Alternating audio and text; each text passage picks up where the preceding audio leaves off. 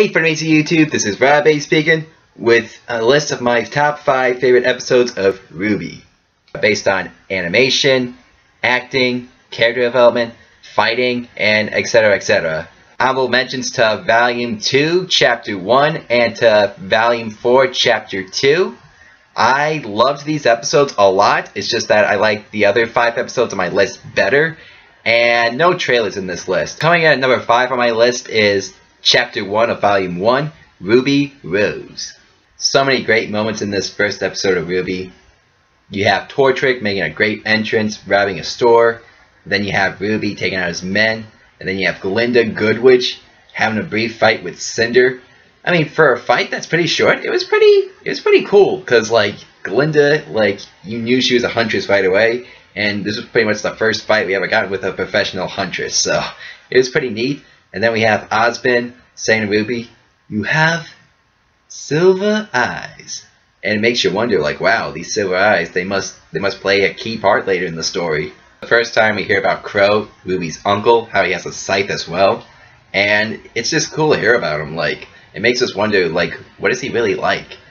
And then at the end of the episode, Ruby and Yang are on their way to Bacon, and it makes us excited for what's about to come later in the entire series.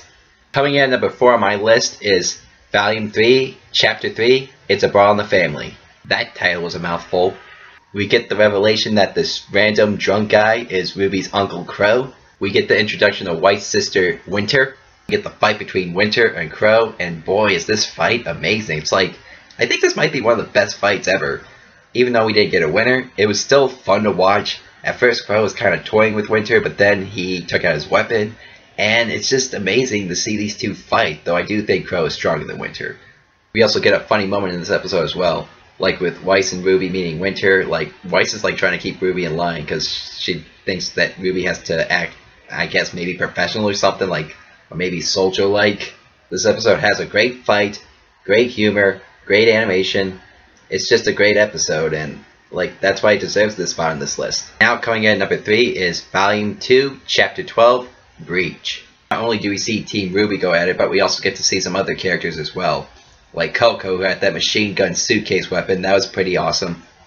We get to see Violet fight, even though we didn't see her weapon yet, but we have to see her use some combat skills against some Grimm, that's impressive. We also get to see Jean use Paris training to fight a Grimm to actually kill a Grimm, that was pretty epic as well for Jean. We get 2 endings to this episode, one with Adam, who is working with Cinder, and the other ending with Yang meeting Raven, her mother. Okay, maybe we didn't know at the time that that was Yang's mother, but I mean, it kind of looked like her a bit, only with black hair. I mean, she did have the glowing red eyes, so yeah, it looked pretty obvious that that was Yang's mother.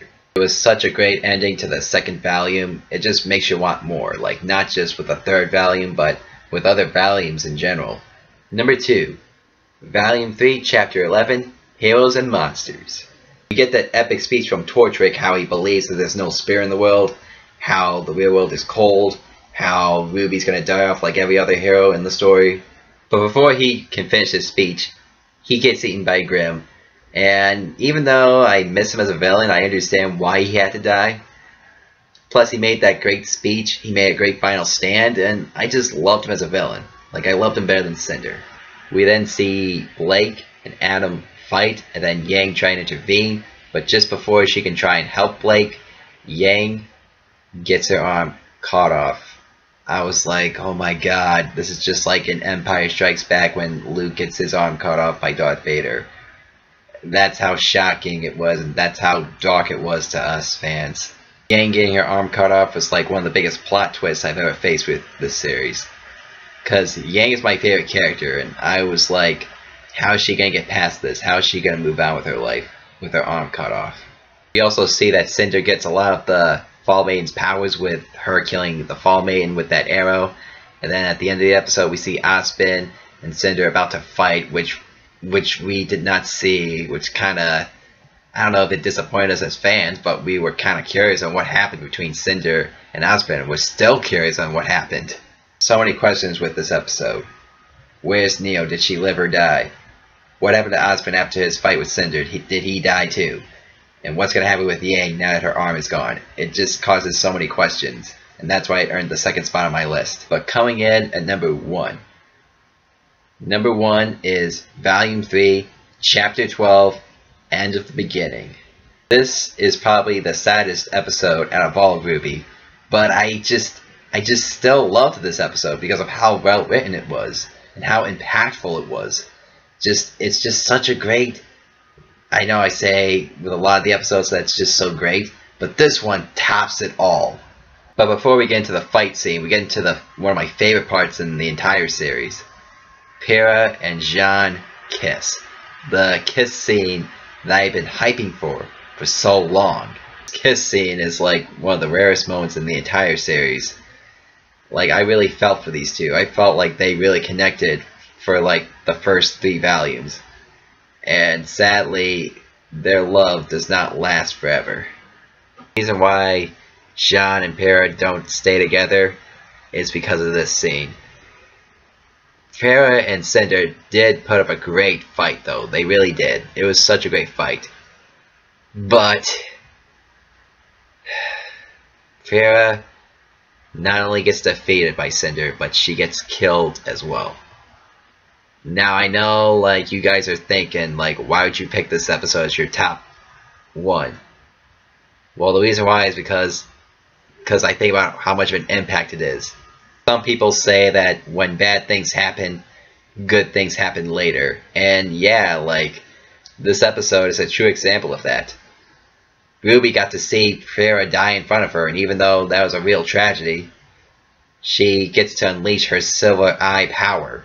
Like, if it wasn't for that, we would have never got to see that.